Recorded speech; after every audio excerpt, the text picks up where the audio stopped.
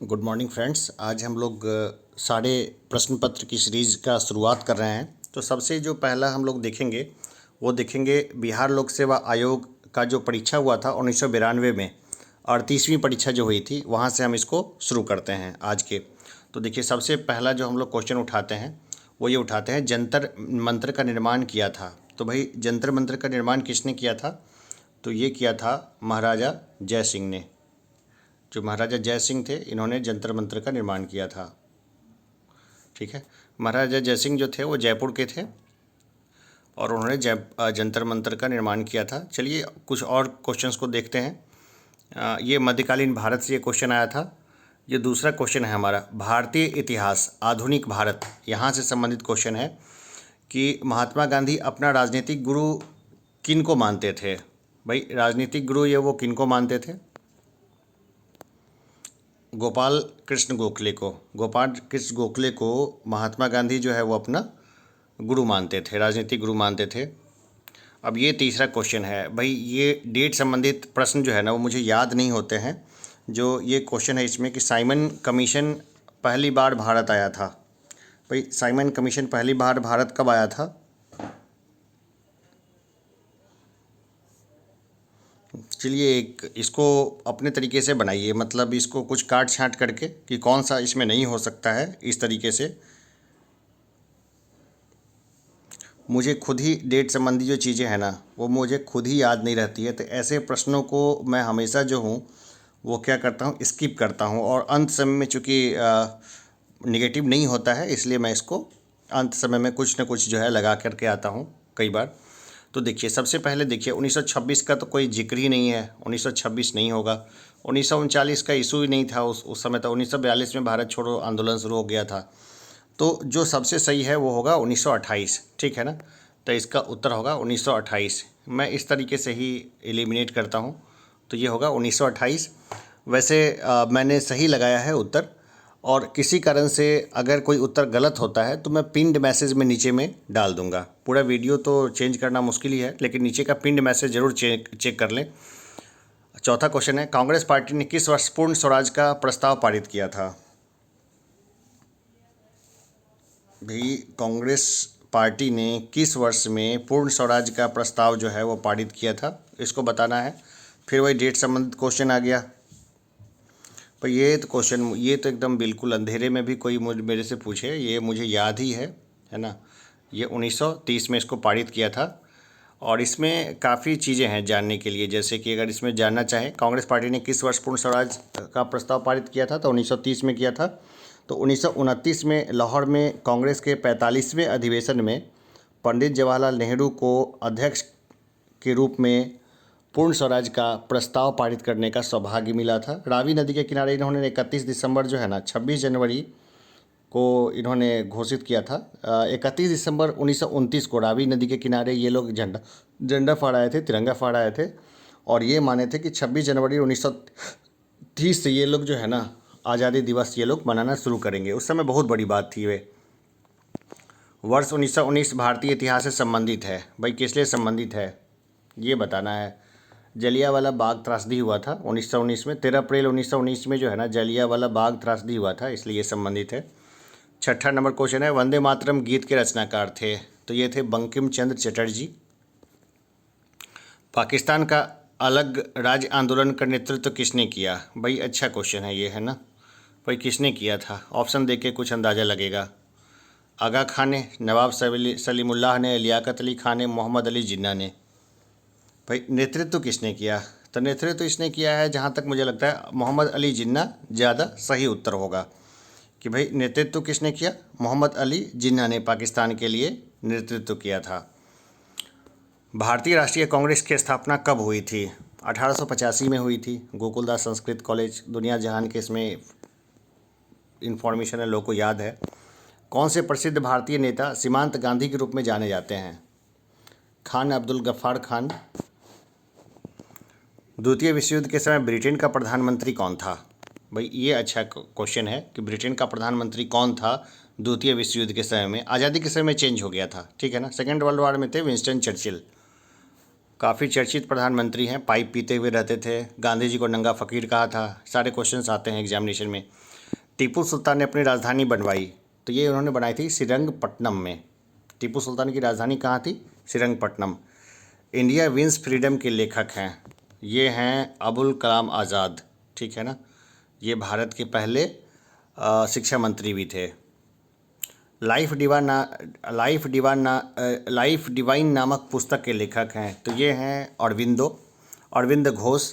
ये पहले क्रांतिकारी थे, बाद में ये संत हो गए थे और अरविंदो आश्रम की इन्होंने स्थापना की और पूरी ज़िंदगी ये संत का जीवन जिए। इसके बाद महारानी विक्टोरिया को भारत की सामग्री नियुक्त किया गया था, साम्राज्ञी कब नियुक्त किया गया था? देखिए इसमें मेरा जो है ना, ये 1877 होगा। 1877 में उनको नियुक्त किया गया था भारत की साम्राज्ञी, ठीक है। चलिए 15 नंबर क्वेश्चन के ऊपर चलते हैं, देखते हैं। कला एवं संस्कृति से क्वेश्चन है, कला की गांधार शैली निम्न में से किसके समय में फली फूली? भाई कुषाणों के समय में फली फूली है ना, कुषाण के समय। निम्नलिखित में से कौन सा युग गलत है? ठीक है ना, ये उस समय का क्वेश्चन है, करंट बेस्ड है, इसको नहीं लेंगे। विभिन्न राज्य और उनके लोकप्रिय नृत्य इस प्रकार दिए गए हैं, ठीक है ना। तो देखिए इसमें तो बहुत सिंपल है, इसमें आपको अगर एक दो भी याद हैं तो आप इसमें आराम से लगा लेंगे, ठीक है। जैसे राजस्थान का घूमर है, ये राजस्थान का घूमर है, यानी कि चौथा का सी हो जाएगा। और असम का बिहू है, मतलब कि दूसरा का ए हो जाएगा। अब आगे आप खुद ही चाहें तो बहुत आराम से लगा सकते हैं कि किसका कौन सा होगा, ठीक है। उत्तर पता चल गया कौन सा है, कहाँ का कौन सा नृत्य होगा। आंध्र प्रदेश का कौन सा हो जाएगा? आंध्र प्रदेश का नटी हो जाएगा। फिर एक बच गया हिमाचल प्रदेश, इसका कौन सा हो जाएगा? तो इसका जो है बुर्रा हो जाएगा, ठीक है। तो अगर दो भी अगर पता है तो देखिए एक मिनट है ना, आंध्र प्रदेश का बुर्रा हो जाएगा, असम का बिहू हो जाएगा, हिमाचल प्रदेश का नटी हो जाएगा और राजस्थान का घूमर हो जाएगा, ठीक है एकदम सिंपल है, हो गया। चलिए आगे बढ़ते हैं। भारतीय संविधान एवं राज्य व्यवस्था एवं संविधान को लेते हैं। निम्नलिखित में से कौन सा कथन असत्य है? भाई संयुक्त राज्य अमेरिका में सरकार की संघीय प्रणाली है, भारत में सरकार की संघीय और एकात्मक दोनों प्रणाली है, फ्रांस में सरकार की संघीय प्रणाली है, पाकिस्तान में प्रधानमंत्री की नियुक्ति वहाँ की जनता के द्वारा होती है। अब इसमें बताना है कि कौन सा असत्य है। भाई यहाँ पर तो दिख ही रहा है कौन सा असत्य है, सो अब बताइए एक बार।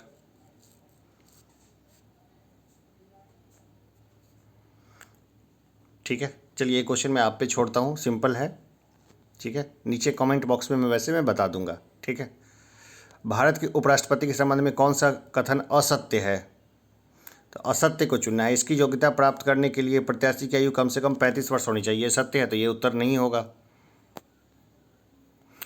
उपराष्ट्रपति राज्यसभा का सभापति होता है, ये भी सत्य है, इसलिए ये उत्तर नहीं होगा। उपराष्ट्रपति का चुनाव भारत का राष्ट्रपति करता है, ये गलत है, तो उत्तर हमारा कौन सा हो जाएगा? 3 हो जाएगा। अगर कोई वित्त विधेयक लोकसभा द्वारा स्वीकृत हो जाए तो राज्यसभा इसे अधिक से अधिक रोक सकती है, तो कितने दिन? 14 दिन तक रोक सकती है, उत्तर 4 हो जाएगा इसका। 21वें क्वेश्चन पे आए। भारतीय संविधान में संशोधन के लिए विधेयक लाया जा सकता है, कहाँ लाया जा सकता है? कहीं भी लाया जा सकता है, या तो लोकसभा में या फिर राज्यसभा में। निम्नलिखित उच्च न्यायालय में कौन एक से अधिक राज्य केंद्र शासित प्रदेश के लिए है? अब ये बताना है, ठीक है ना, कौन सी है एक से अधिक के लिए? इलाहाबाद तो यूपी बहुत बड़ा है, इलाहाबाद तो सिर्फ वहीं के लिए है। देखिए गुवाहाटी जो है ना, गुवाहाटी में जो है आसपास के जितने भी छोटे छोटे 7 राज्य हैं, तो सब जगह हाई कोर्ट बनाना तो संभव नहीं है, तो गुवाहाटी में एक से अधिक के लिए होगा। वैसे महाराष्ट्र में भी गोवा का बेंच चलता है, तो ये थोड़ा सा जो है ना, इस क्वेश्चन को अगर ई ऑप्शन दे देना तो एक से अधिक हो सकता है, लेकिन यहाँ पे गुवाहाटी सही रहा होगा उस समय। अगर भारत के राष्ट्रपति के चुनाव में कोई विवाद है तो उस विवाद को सौंपा जा सकता है। अरे भाई सर्वोच्च न्यायालय को, 3 इसका उत्तर होगा, भारत के सर्वोच्च न्यायालय को। भारतीय संविधान भारत के राष्ट्रपति को अधिकार नहीं देता है, तो कौन सा अधिकार नहीं देता है? प्रधानमंत्री की नियुक्ति का अधिकार देता है, राज्यों के मुख्यमंत्री की नियुक्ति का अधिकार नहीं देता है, तो 2 इसका उत्तर हो जाएगा। रक्षा बलों का सर्वोच्च कमांडर होने का तो है ही उनको, और देश के किसी भाग में आपातकालीन स्थिति लागू करने का भी अधिकार उनको देता है। भारतीय संविधान के लिए प्रथम संशोधन विधेयक है, भाई कब लागू किया गया था? भाई संविधान बना और इसके साथ ही पहला संशोधन जो है वो लागू हो गया था। बिहार से संबंधित था, वो 1951 में लागू हुआ था। भूमि से संबंधित वो मामला था, भूमि से संबंधित मामला था, तो उसको लागू कर दिया गया था उसी समय में ये। चलिए आगे अब चलते हैं। 25 नंबर क्वेश्चन हो गया। सिक्किम भारत का एक राज्य बनाया गया, भाई कब बनाया गया? कौन सा संविधान संशोधन था? एक बार चेक कर लीजिए इसको, इसमें भी डेट है, संशोधन है। इस तरह के क्वेश्चंस जल्दी याद नहीं होते हैं, ठीक है ना, मुझे तो याद नहीं होते हैं। मैं इस तरह के क्वेश्चंस को एक ख़ास तरीके से बनाता हूँ, एलिमिनेट करके बनाता हूँ उनको। देखिए 35वां जो संशोधन हुआ था ना, 35th संशोधन, यानी 3 इसका उत्तर होगा। 35वें संशोधन के द्वारा जो है सिक्किम को एक भारत का अंग बनाया गया था, राज्य बनाया गया था। भारत के सर्वोच्च न्यायालय की स्वीकृत क्षमता है, तो उस समय का क्वेश्चन है ये। उस समय इस क्वेश्चन को अभी के रिस्पेक्ट में इसको सॉल्व करेंगे। अभी जितनी क्षमता है उतनी लिखेंगे, ठीक है ना। जिस समय ये आया होगा उस समय ये अलग रहा होगा, तो 1 2 3 4 में से कोई ऑप्शन इसमें सही नहीं दिखता है। भारत में पंचायती राज की अनुशंसा के लिए बनी समिति के अध्यक्ष थे बलवंत राय मेहता थे, ठीक है ना, एक उत्तर हो जाएगा। सरकार की पंचायती राज प्रणाली की प्रमुख विशेषता क्या है? तो देखिए कौन कौन सी है। इनमें सरकार की 3 श्रेणियां होती है, बिल्कुल सही है। इसका लक्ष्य गाँव को सामाजिक एवं आर्थिक न्याय प्रदान करना है, ये भी सही है। जिला परिषद में इसके सदस्य के रूप में कुछ सांसद होते हैं, ये भी सही है। तो इनमें से 1 मिनट रुकिए, है ना, मैंने सब उल्टा पुल्टा पढ़ दिया है। 29 नंबर क्वेश्चन को फिर से देखिए।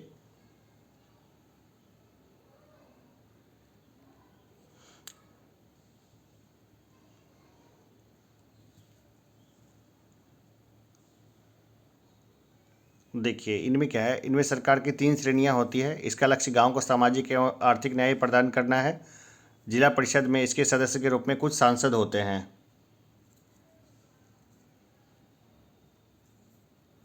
और देखिए इनमें से कोई नहीं तो नहीं होगा, इनमें से सभी सही हैं, ऐसा हो सकता है। काहे कि ये जो क्वेश्चन है ना, इस क्वेश्चन में इनमें से कोई नहीं वाला ऑप्शन तो नहीं होता है, और इनमें से एक से ज़्यादा सही हैं, इनमें से सभी हो जाएगा। ये यहाँ पे उत्तर 29 नंबर भी मिसप्रिंट लगता है, चौथा नहीं होगा, इनमें से सभी सही होंगे। समुद्र तल पर पृथ्वी के केंद्र के सबसे निकट स्थान है, भाई सबसे निकट कौन है समुद्र तल से सबसे निकट?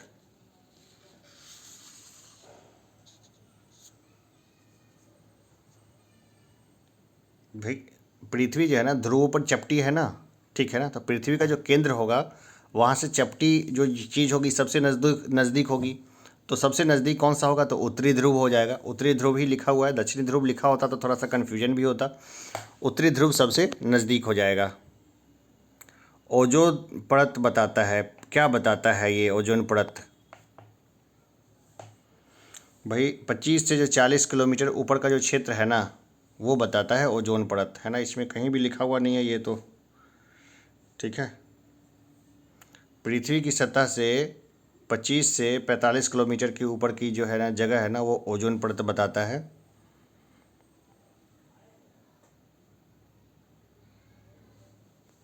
तो यहाँ तो कुछ भी नहीं लिखा हुआ है, 25 से 40 होगा उत्तर। पृथ्वी तक पहुँचने के लिए सूर्य से चला प्रकाश समय लेता है 8 सेकंड लेता है, 8 सेकंड से ज़्यादा ही लेता है, ठीक है ना। क्या उसको लिखेंगे, कितना समय लेता है इसको? 8 मिनट कुछ सेकंड लेता है ये, ठीक है ना। तो यहाँ पर इसका उत्तर जो है 32 का, ये हम इसको देखें तो कितना एग्जैक्ट डेटा यहाँ पर भी नहीं दिया हुआ है, तो नॉर्मली 8 मिनट ले लेता है पृथ्वी तक पहुँचने में सूर्य का समय।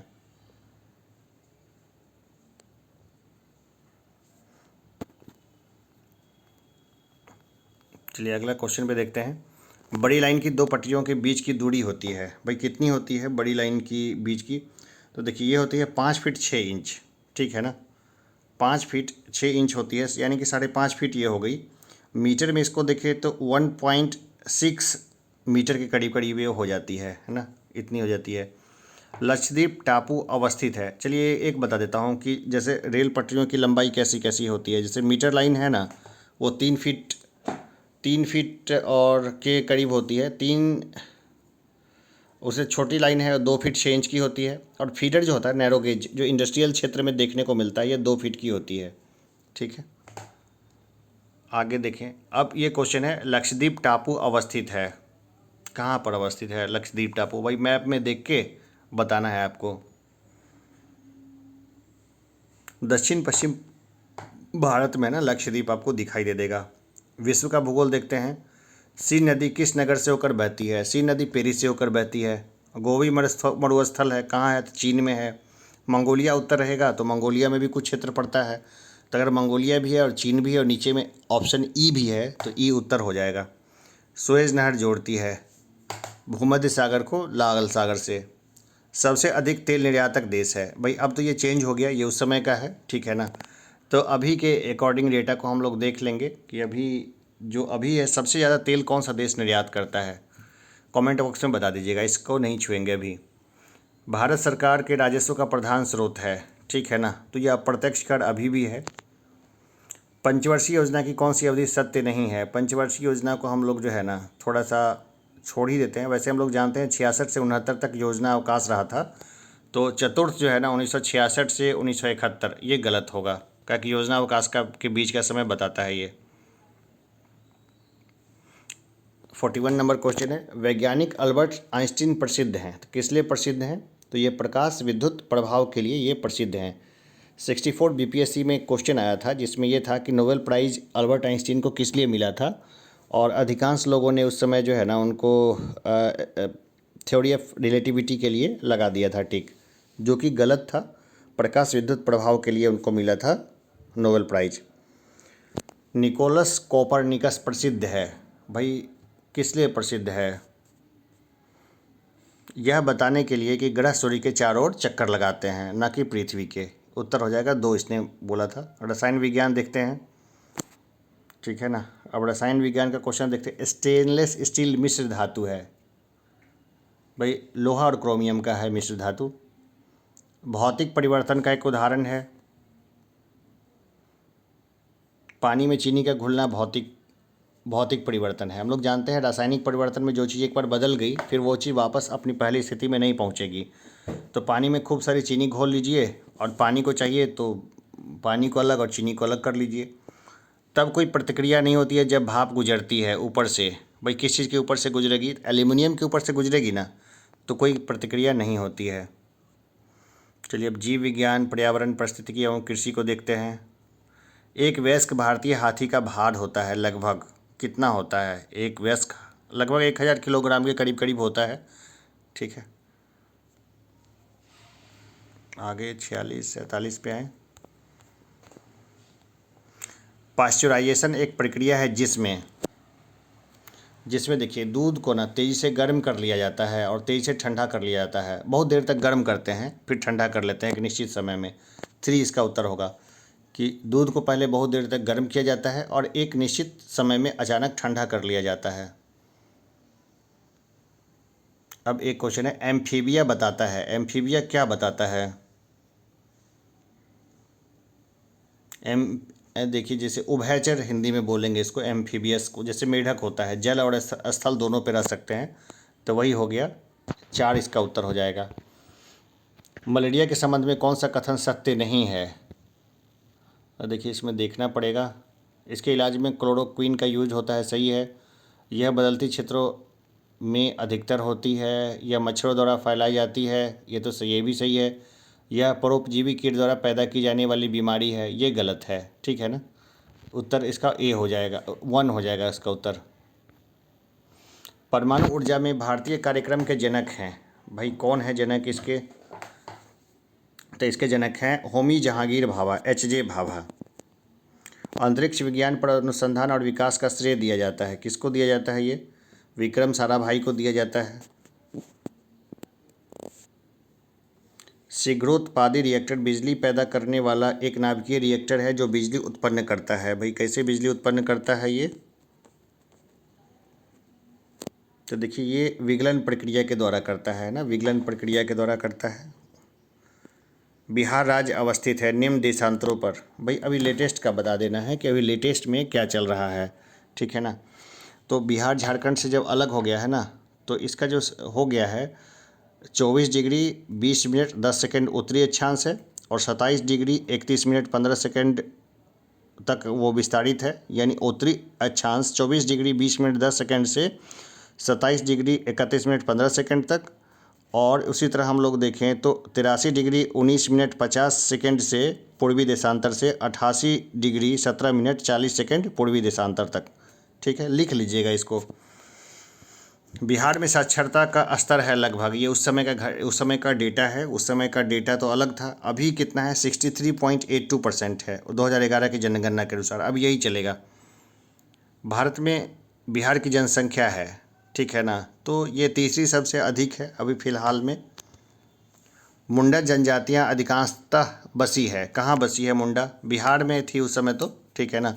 बिहार झारखंड एक था इसलिए वो था। अभी का आएगा तो वो चीज़ डेटा बदल जाएगा, ये क्वेश्चन ही नहीं आएगा। निम्नलिखित भारतीय राज्य में लौह अयस्क उपलब्ध नहीं है, ठीक है ना। तो उस समय जो था ना, उसका उत्तर पंजाब था। अभी इसका उत्तर बिहार भी हो जाएगा। अभी अगर ये क्वेश्चन आ जाए तो ई वाला ऑप्शन जो दे रही है बीपीएससी वो आएगा। अब समसामयिकी से संबंधित क्वेश्चन है, इसको छोड़ देंगे, ठीक है ना। ठीक है, एक क्वेश्चन है समसामयिकी का। 1992 के प्रारंभ में स्विट्जरलैंड का डावोस किस लिए खबरों में था? डावोस में बस विश्व आर्थिक मंच की बैठक होती है, आज भी हो रही है वो। अब ये 59 नंबर क्वेश्चन उस समय का काम का नहीं है, 60 भी काम का नहीं है, 61 भी काम का नहीं है, 62 भी काम का नहीं है, ठीक है ना, 63 भी काम का नहीं है, 64 भी काम का नहीं है, 65 भी नहीं। अच्छा, किस भारतीय राज्य में अभी 65 काम का नहीं है, 66 भी नहीं है काम का, 67 भी नहीं है, 68 भी नहीं है। करंट का क्वेश्चन है, काम के नहीं है, ठीक है। अभी विश्वविद्यालय अनुदान आयोग के अध्यक्ष कौन है ये देख लेना है। 1990 में ये काम का नहीं है, 71 नंबर क्वेश्चन।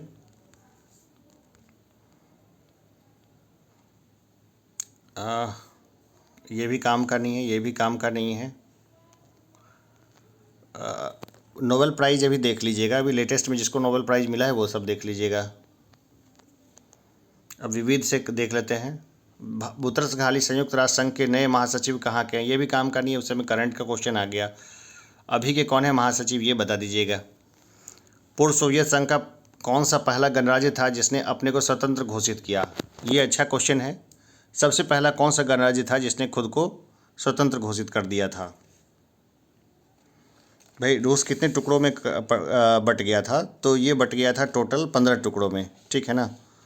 तो ये बताना है कौन सा ऐसा था देश था जिसने अपने आप को सबसे पहले रूस से अलग कर लिया था।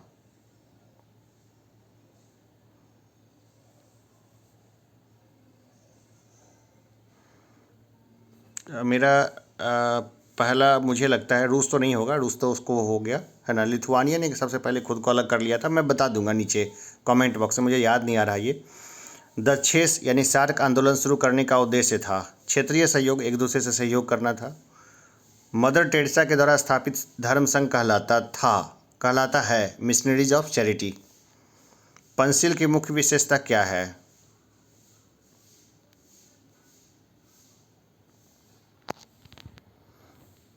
तो देखिए पंचशील में तो ये हो जाएगा देशों के मध्य मित्रता और शांतिपूर्ण सहअस्तित्व। बछेंद्री पाल निम्न में से एक सुपरिचित नाम है। ये पर्वतारोहण में है वो। जय जवान जय किसान का नारा किसने दिया था? ये दिया था लाल बहादुर शास्त्री ने। और जय जवान जय किसान और जय विज्ञान का नारा दे दिया था अटल बिहारी वाजपेयी ने। कौन से प्रसिद्ध भारतीय गुरुदेव के नाम से जाने जाते हैं? तो यह रविन्द्रनाथ टैगोर। ऑपरेशन ब्लैकबोर्ड सरकारी योजना उस समय चली थी, मतलब रात में चलती थी, ये वयस्कों को पढ़ाने के लिए चलती थी, अच्छी योजना थी। अभी इस तरह की योजना की बहुत ज़रूरत है। चिपको आंदोलन है भाई, वृक्षों को बचाने के लिए आंदोलन था उस समय में। एस्परांटो क्या है? तो देखिए स्पेन का एक बंदरगाह है, ठीक है ना। एस्परांटो क्यों है? स्पेन का क्यों फेमस है ये बंदरगाह? किस कारण से फेमस है ये? कुछ याद आया? चलिए मैं वापस क्लास में एक बार बता दूंगा। Autography of an unknown Indian लिखा है, किसने लिखा है? ऑटोबायोग्राफी उस समय का है ये, अभी प्रासंगिक नहीं है। नीरज सिंह चौधरी ने लिखा था, काले अंग्रेज के नाम से जाना जाता था उनको। वह भाषा जो भारत में हिंदी के बाद वक्ताओं की दूसरी सबसे अधिक संख्या द्वारा बोली जाती है, ठीक है ना। अगर बंगाली रहता तो बंगला हो जाता, ठीक है ना। तेलुगु, तेलुगु भाषा हिंदी के बाद अभी भी बहुत ज़्यादा बोली जाती है। स्विट्जरलैंड में बोली जाने वाली प्रधान भाषाएं हैं तो अंग्रेजी, फ्रेंच और इटालियन, तीनों चलती है वहाँ। यूनेस्को की कार्य भाषाएं हैं तो देखिए इसमें तो थोड़ा सा जो है ना चेंज कर रखा है इन्होंने, ठीक है। देखिए इसमें जर्मन है, फ्रेंच है और इटालियन भाषा जो है ना वो ज़्यादातर जो है बोली जाती है। इंग्लिश भी है ना। यूनेस्को में सबसे ज़्यादा जो बोलने वाली भाषा है वो अंग्रेजी और फ्रेंच है, ठीक है ना। तो अंग्रेजी और फ्रेंच हो जाएगी। और स्विट्ज़रलैंड में अंग्रेजी, फ्रेंच और इटालियन बोली जाती है ज़्यादातर, ठीक है ना। 90 नंबर क्वेश्चन देखें तो स्विट्ज़रलैंड में बोली जाने वाली प्रधान भाषाएं होगी अंग्रेजी, फ्रेंच और इटालियन। और यूनेस्को की कार्य भाषाएं जो होगी ना वो हो जाएगी जर्मन और फ्रेंच। भाई केवल तो लगाना सही नहीं होगा, ठीक है ना। ये अंग्रेजी और जर्मन, अंग्रेजी और फ्रेंच लिखें, ठीक है ना। अंग्रेजी और फ्रेंच ये गलत लिखा हुआ है। केवल फ्रेंच और केवल अंग्रेजी नहीं, अंग्रेजी और फ्रेंच दोनों, ठीक है, इंग्लिश एंड फ्रेंच। भारत में जन्मे 2 अमेरिकी नागरिक जिन्हें विज्ञान के क्षेत्र में नोबेल पुरस्कार मिला वे कौन थे? चाचा भतीजे थे दोनों, ठीक है ना। और भारत में जन्मे थे लेकिन वहाँ के नागरिक हो गए थे। एस चंद्र हरगोविंद ने, ये तो नहीं होगा, ठीक है ना। देखिए इसमें कोई उत्तर ही सही तरीके से नहीं अरेंज वे में है, ठीक है ना। इसमें उत्तर सही वे में नहीं है। एक तो चंद्रशेखर थे, सुब्रमण्यम चंद्रशेखर थे और दूसरे थे सीवी रमन। एस चंद्रशेखर और सीवी रमन, दो इसका उत्तर हो जाएगा। कलिंग पुरस्कार दिया जाता है, कलिंग पुरस्कार दिया जाता है किस क्षेत्र में दिया जाता है? कलिंग पुरस्कार विज्ञान को लोकप्रिय बनाने के लिए दिया जाता है कलिंग पुरस्कार, ठीक है। वैज्ञानिक इवान पावलो किस क्षेत्र में अपने कार्यों के लिए जाने जाते हैं? ये उस समय का क्वेश्चन था, अभी ये काम का नहीं है तो इस क्वेश्चन को हम लोग छोड़ देंगे। किस खेल के लिए थॉमस कप पुरस्कार दिया जाता है? भाई थॉमस कप पुरस्कार किस खेल के लिए दिया जाता है?